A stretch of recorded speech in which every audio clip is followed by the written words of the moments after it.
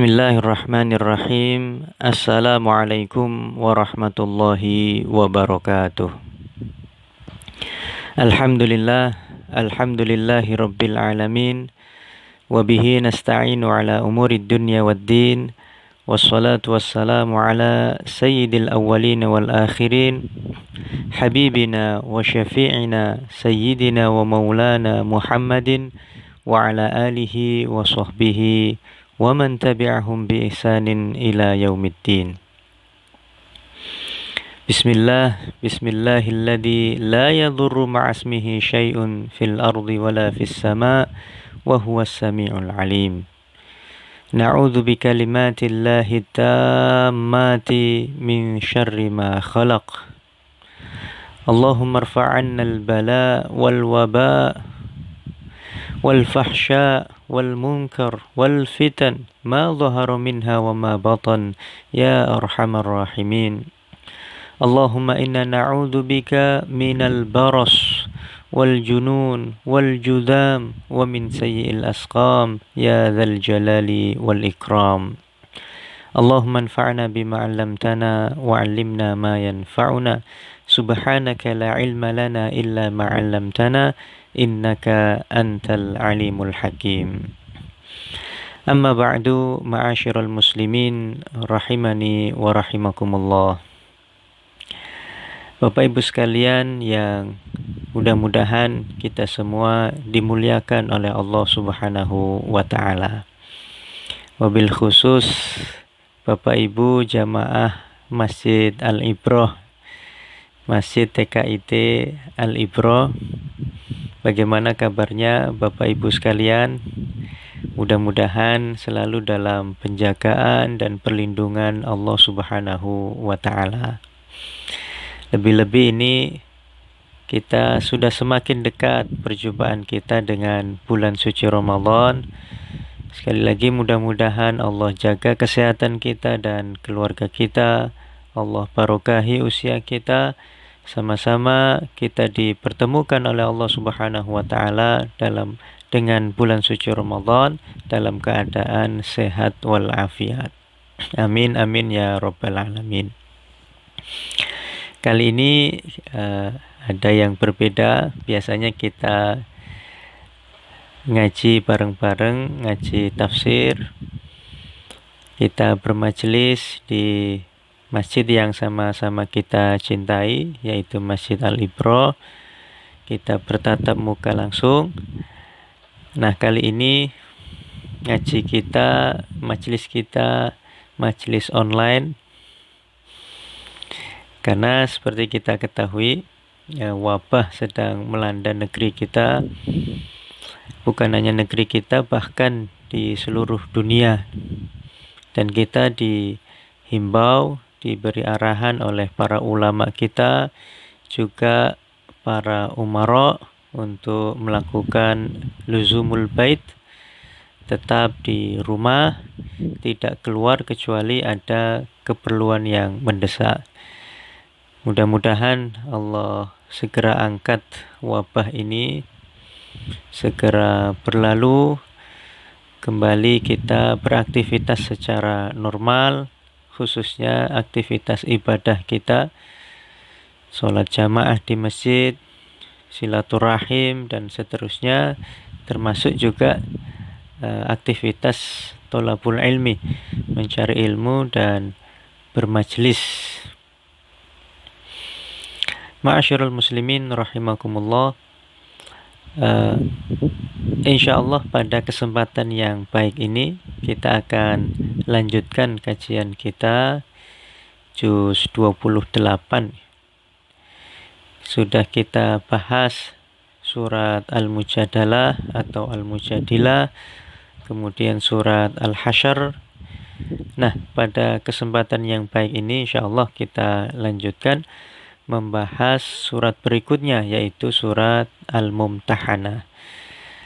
Al-Mumtahanah bisa juga dibaca kasroh haknya, yaitu Al-Mumtahinah.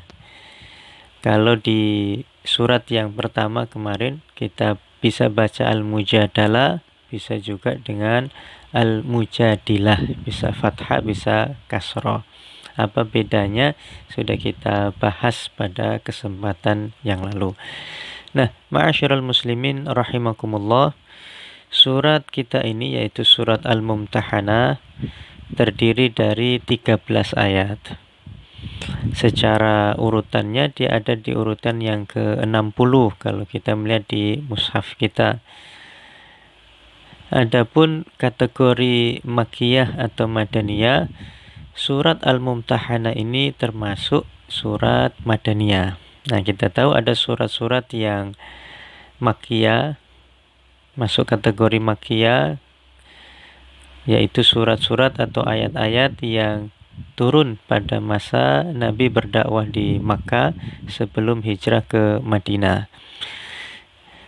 Adapun surat Madaniyah adalah surat-surat atau ayat-ayat yang turun di masa dakwah Nabi di Madinah, yaitu setelah hijrah ke Madinah. Nah, di antara surat-surat atau ayat-ayat yang turun di Madinah yaitu surat Al-Mumtahanah ini.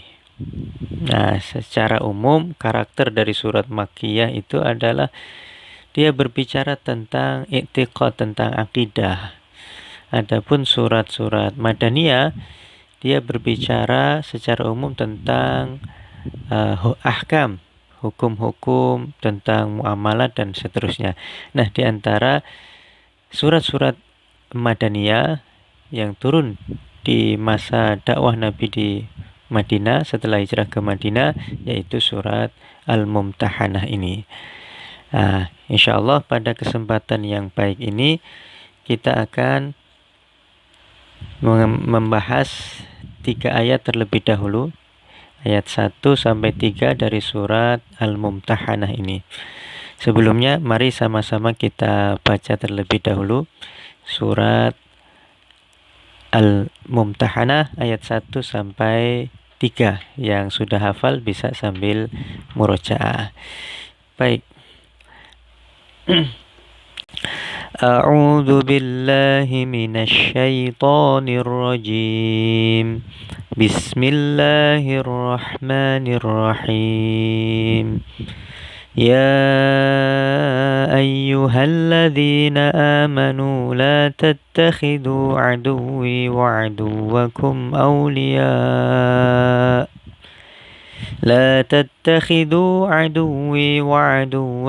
أولياء تلقون إليهم بالمودة وقد كفروا بما جاءكم من الحق يخرجون الرسول وإياكم أن تؤمنوا بالله ربكم إن كنتم خرجتم جهادا في سبيلي وابتغاء مرضاتي تسرون إليهم بالمودة وأنا أعلم بما أخفيتم وما أعلنتم ومن يفعله منكم فقد ضل سواء السبيل. Baik, ma'asyiral muslimin rahimakumullah. Di ayat ini, di ayat yang pertama ini Allah Subhanahu wa taala berfirman, A'udzu billahi minasyaitonir rajim. Bismillahirrahmanirrahim. Ya ayyuhalladzina amanu.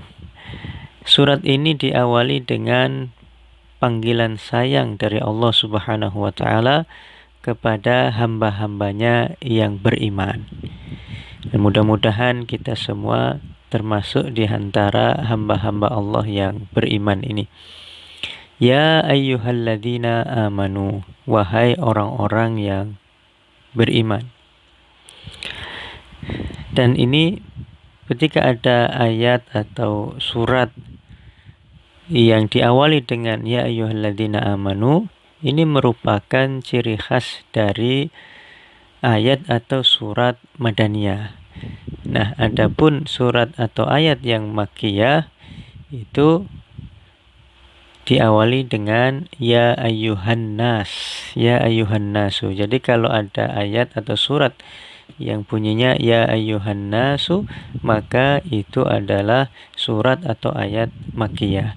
Adapun kalau ya ayyuhalladzina amanu, maka itu adalah surat madaniyah.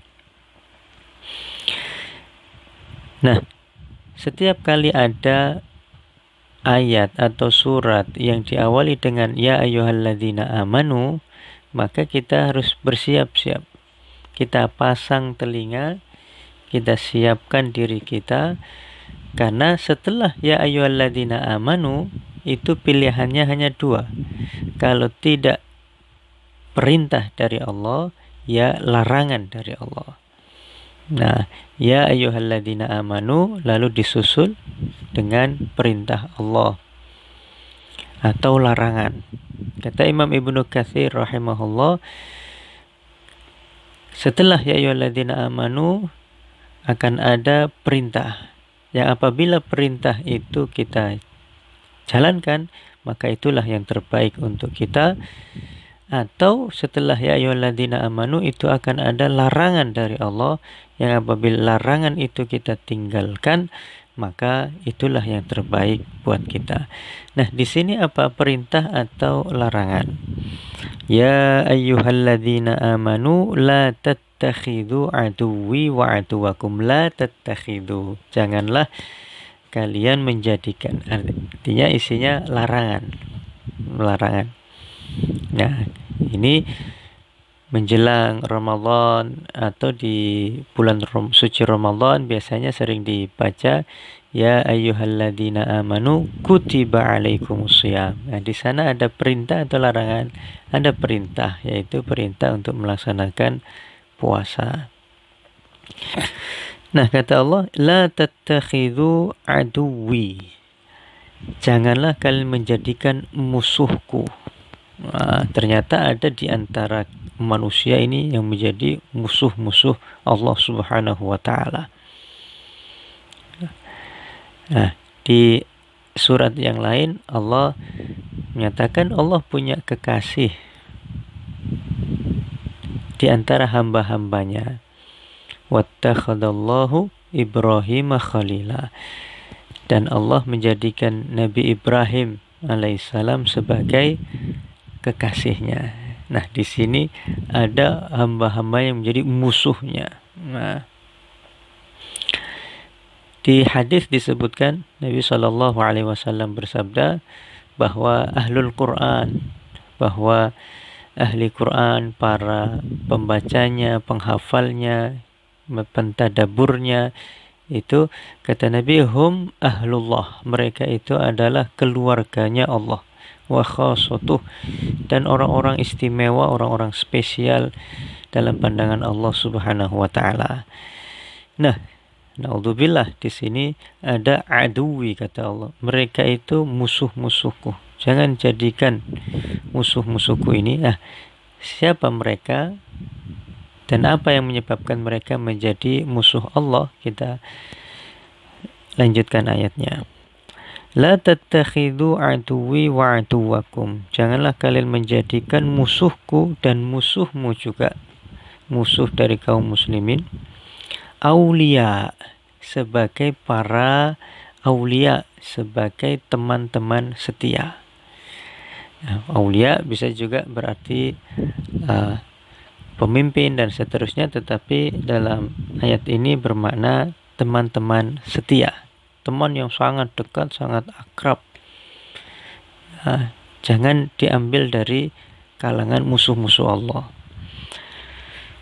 Nah, gara-gara kalian menjadikan musuh-musuh itu sebagai teman setia, tulquna ilaihim bil mawaddah, sampai-sampai kalian itu memberitahu kepada mereka berita-berita tentang Nabi Muhammad sallallahu alaihi wasallam, tentang urusan, tentang rahasia Nabi. Nah, diberitahukan, dibocorkan kepada musuh-musuh Allah.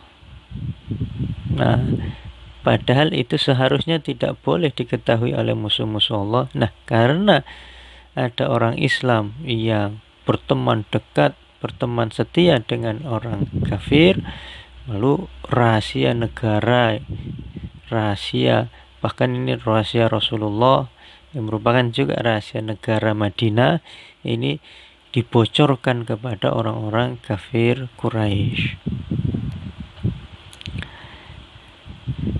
Bil mawaddah, karena kasih, karena sayang kalian kepada teman dekat kalian itu.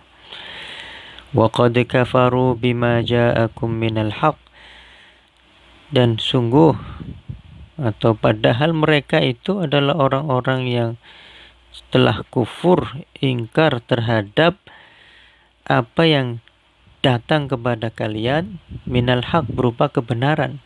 Ajaran Islam mereka tolak, Al-Quran mereka tolak mentah-mentah.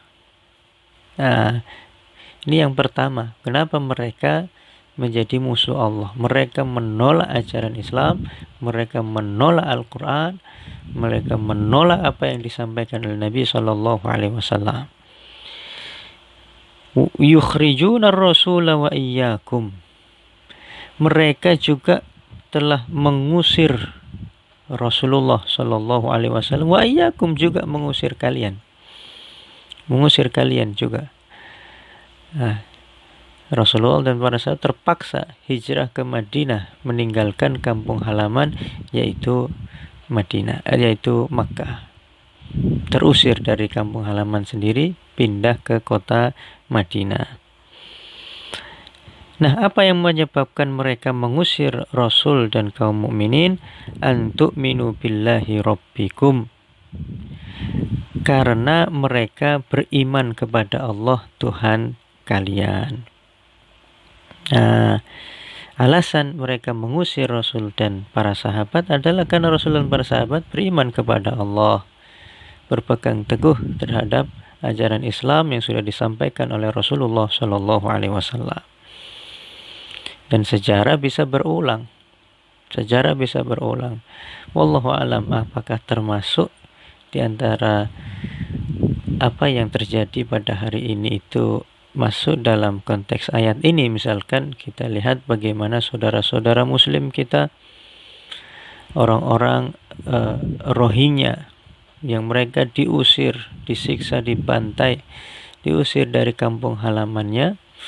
Begitu juga dengan saudara-saudara kita kaum muslimin Palestina, yang mereka juga dibunuh, diperangi, diusir dari kampung halaman mereka sendiri, yaitu Palestina. Dan baru-baru ini juga terjadi pembantaian dan pengusiran yang terjadi terhadap kaum muslimin saudara kita di India. In kuntum kharajtum jihadan, jika kalian keluar untuk berjihad fi sabili, di jalanku, kata Allah, wa btigha amardati, dan mencari ridhoku, maka jangan berbuat demikian, membocorkan rahasia Nabi, rahasia negara kepada musuh. Tusirruna ilaihim bil mawaddah, kalian diam-diam memberitahu secara rahasia berita-berita Nabi Muhammad SAW ilaihim, kepada mereka, bil mawaddah, karena kalian sayang kepada musuh-musuh Allah itu. Wa ana a'lamu bima akhfaitum wa ma'alantum, dan aku Allah lebih tahu apa-apa yang kalian sembunyikan, wa ma'alantum, dan apa-apa yang kalian nyatakan. Wa may yaf'alhu minkum faqad dhalla sawa'as sabil, dan siapa di antara kalian yang melakukan itu, maka sungguh dia telah tersesat dari jalan yang lurus. Nah, ini ayat yang pertama. Ma'asyiral muslimin rahimakumullah. Dan akan lebih jelas, lebih bisa difahami suatu ayat itu apabila kita mengetahui sababun nuzulnya, latar belakang atau peristiwa di balik turunnya ayat ini. Nah, itu memang salah satu fungsi dari kita mengetahui sababun nuzul, satu ayat. Nah, masyarul muslimin rahimakumullah, ayat ini turun pada tahun 8 Hijriah.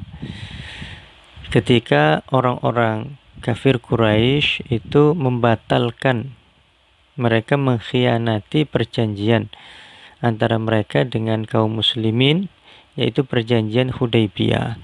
Mereka memutus secara sepihak.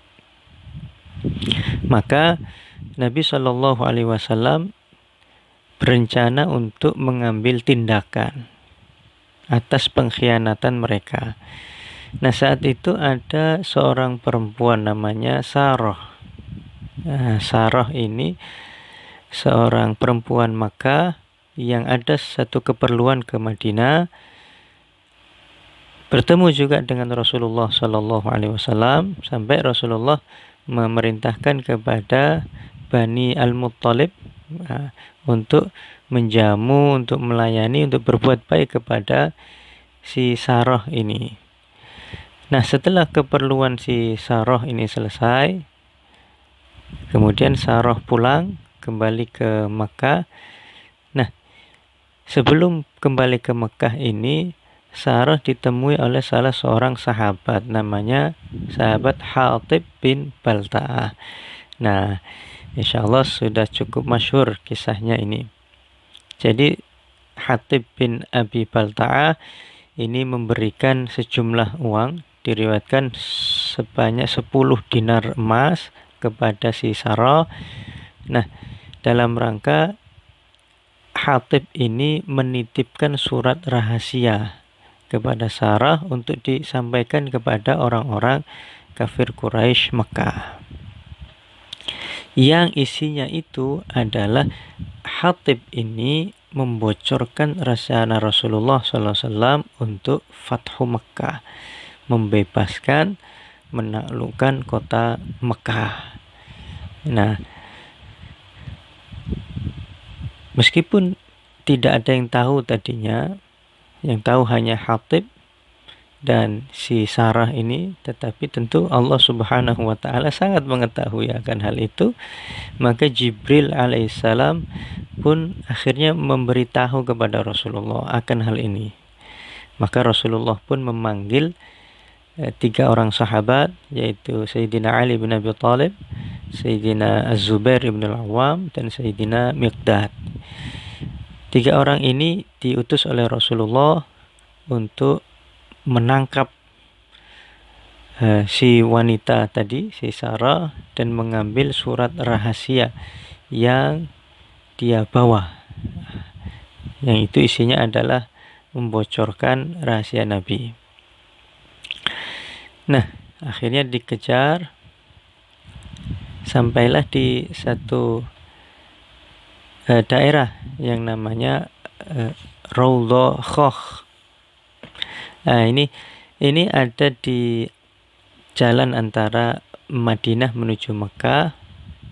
Nah, disebutkan bahwa Khokh ini, antara Madinah dengan Khokh ini baru berjarak 12 mil. Nah, si wanita ini pun tertangkap. Kemudian diminta oleh Sayyidina Ali bin Abi Thalib, mana surat yang kamu bawa itu? Dan ternyata wanita ini tidak mau mengaku. Bahkan dia bersumpah-sumpah bahwa dia tidak membawa surat apa-apa. Sahabat pun hampir-hampir saja pulang kembali. Tapi mereka, bahkan Ali bin Abi Thalib mengingatkan bahwa tidak mungkin Rasulullah itu berbohong, tidak mungkin Rasulullah salah, karena Rasulullah dapat berita ini dari malaikat Jibril alaihissalam. Nah, pasti wanita ini yang berbohong. Nah, sampai Sayyidina Ali itu mengancam si wanita ini, kamu berikan surat itu atau kami lucuti pakaianmu. Sampai Sayyidina Ali terpaksa menggertak seperti itu karena surat ini disembunyikan di pakaiannya, tidak ada tempat lain.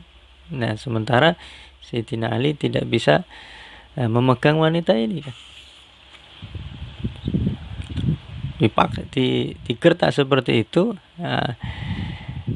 akhirnya mau menyerahkan suratnya. Di riwayat yang lain malah Sayyidina Ali mengancam, kamu berikan surat itu atau kamu berikan kepalamu, saya penggal kepalamu.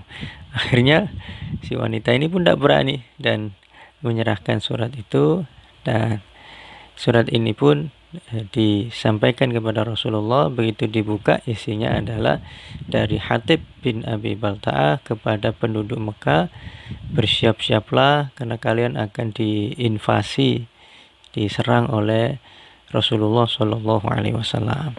Maka sahabat Hatib ini pun dipanggil menghadap Rasulullah SAW. Dia pun menjelaskan dan minta agar tidak dihukum, tidak dihakimi. Dia bisa menjelaskan.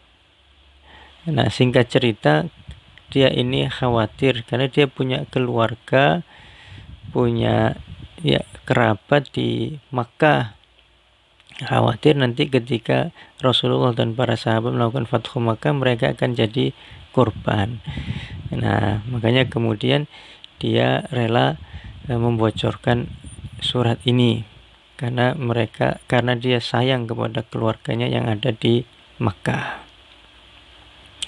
Dalam riwayat yang lain, si Hatib ini mengatakan bahwa Hatib ini orang perantauan sebenarnya, bukan asli Makkah, tidak punya sanak famili di Makkah.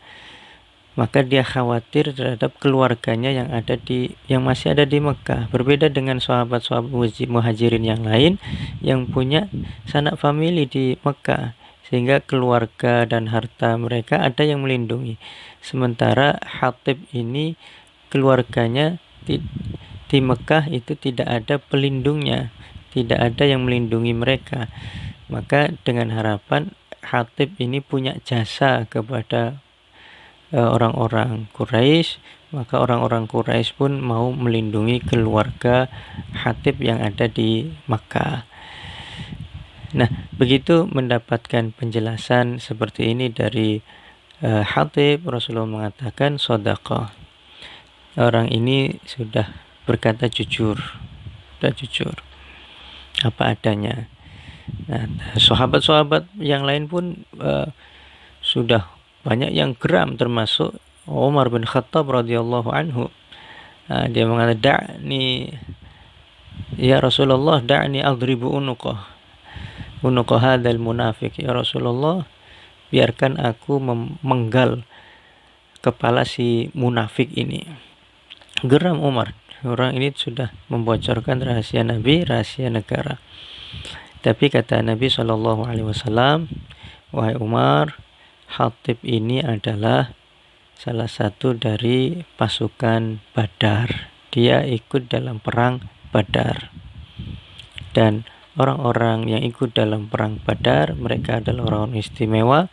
Kesalahan mereka insya Allah diampuni, dimaafkan oleh Allah Subhanahu wa ta'ala.